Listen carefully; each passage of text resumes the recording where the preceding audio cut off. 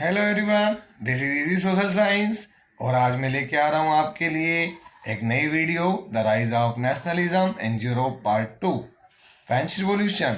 अगर आपने मेरे चैनल को सब्सक्राइब नहीं किया है तो लेटेस्ट वीडियो के लिए सब्सक्राइब कर लिए। आइए देखते हैं French revolution. French Revolution, the first clear expression of nationalism, came with the French Revolution in 1789. France, as you would remember, was a full-fledged territorial state in 1789 under the rule of an absolute monarch. राष्ट्रवाद की पहली स्पष्ट अभिव्यक्ति अगर हम देखते हैं तो 1790 में जब फ्रांसीसी क्रांति की शुरुआत हुई थी, उसी के साथ ये शुरू हो गई थी।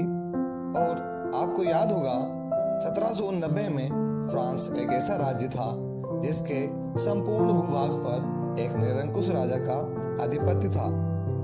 The political and constitutional changes that came in the wake of the French Revolution led to the transfer of sovereignty from the monarchy to body of French citizens. फ्रांसीसी क्रांति से जो राजनीतिक और संवैधानिक बदलाव हुए, उनसे प्रभुसत्ता राजतंत्र से निकलकर फ्रांसीसी नागरिकों के समूह में हस्तांतरित हो गई। The revolution proclaimed that it was the people who would henceforth constitute the nation and shape its destiny. जैसा कि आप देख सकते हैं कि जब ये क्रांति की घोषणा की तब लोगों द्वारा राष्ट्र का गठन होगा, इस बात की घोषणा की गई और उसकी जो नियति है वो भी वही लोग तय करेंगे। फ्रॉम द वेरी बिगिनिंग आप देख सकते हैं the French revolutionaries introduce various measures and practices that could create a sense of collective identity amongst the French people. The ideas of ला पैट्री, the fatherland and les citoyens, the citizens, emphasized the notion of a united community enjoying equal rights under a constitution. प्रारंभ से ही आप देखें इस क्रांति के क्रांतिकारियों ने ऐसे अनेक कदम उठाए जिनसे फ्रांसीसी लोगों में एक सामूहिक पहचान की भावना पैदा हो सकती थी। जैसे आप देखें ला पैट्री अर्थात पितृभूमि और ले सिटोयन और नागरिक जैसे विचारों ने एक संयुक्त समुदाय के विचार पर बल दिया, जिसे एक संविधान के अंतर्गत समान अधिकार प्राप्त थे। A new French flag, the tricolor, was chosen to replace the former royal standard. The States General was elected by the body of active citizens and renamed the National Assembly.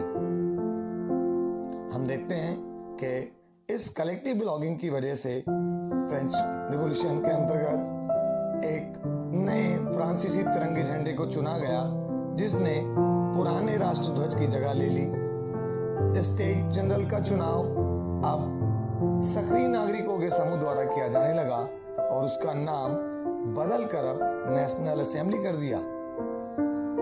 New hymns were composed, oaths taken, and martyrs commemorated, all in the name of the nation.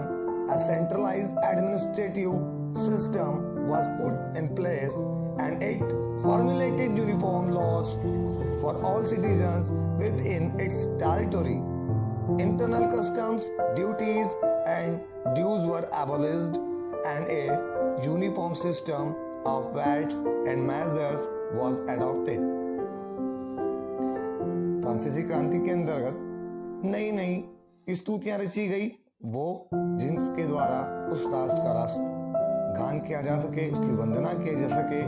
नई नई शपथें ली गई, शहीदों का गुणगान हुआ और यह सब किस नाम पर हुआ? राष्ट्र के नाम पर, ताकि हम अपने राष्ट्र को स्वतंत्र करा सके, प्राप्त कर सके। एक केंद्रीय प्रशासनिक व्यवस्था लागू की गई, जिसने अपने भूभाग में रहने वाले सभी नागरिकों के लिए समान कानून बनाए। आंतरिक आयात निर्यात शुल्क समाप्त कर दिए गए।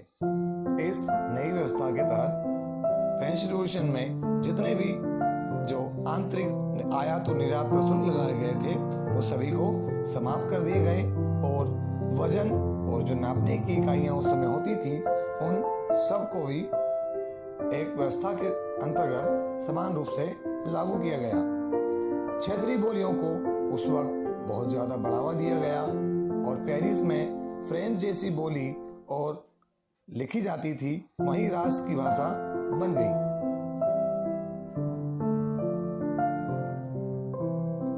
The revolutionaries further declared that it was the mission and the destiny of the French nation to liberate the peoples of Europe from despotism, in other words, to help other peoples of Europe to become nation. क्रांतिकारियों ने यह भी घोषणा की कि फ्रांसीसी राष्ट्र का यह भाग्य और लक्ष्य था कि वह यूरोप के लोगों को निरंकुश शासकों से मुक्त कराए।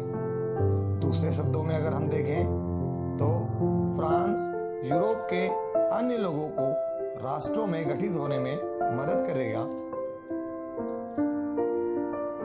When the news of the events in France reached the different cities of Europe, students and other members of educated middle class began setting up Jacobin clubs.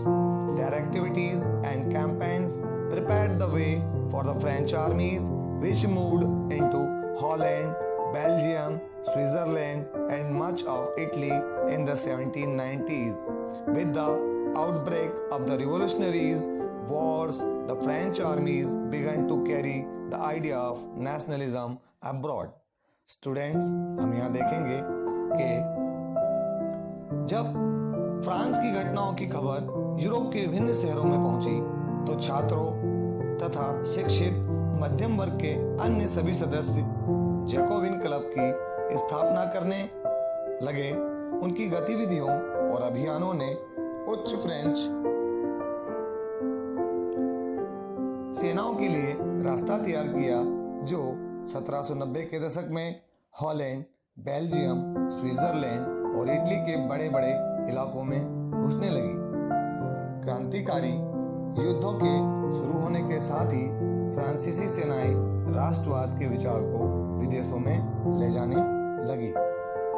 इस फ्रांसीसी क्रांति का एकमात्र उद्देश्य यह था कि इसके माध्यम से राष्ट्रवाद की भावनाओं को संपूर्ण विश्व में पहुंचाया जा सके। जो फ्रांस के लोग सोचते थे वह अपनी सोच को आगे अन्य देशों में जो कि उस वक्त तक मोनार्ची सिस्टम के तहत गुलाम थे उन तक अपनी बात पहुंचा सके। इसलिए इस राष्ट्रवाद के विचार को वो आगे तक पहुंचाने लगे। स्टूडेंट्स, आगे में इसी तरह एक अन्य लेक्चर में जो अगला कॉन्सेप्ट है वो है 1804 नेपोलियन कोड, उस पर बात करेंगे, जिसके लिए मैं बहुत जल्दी एक अन्य वीडियो बनाऊंगा और उसमें 1804 के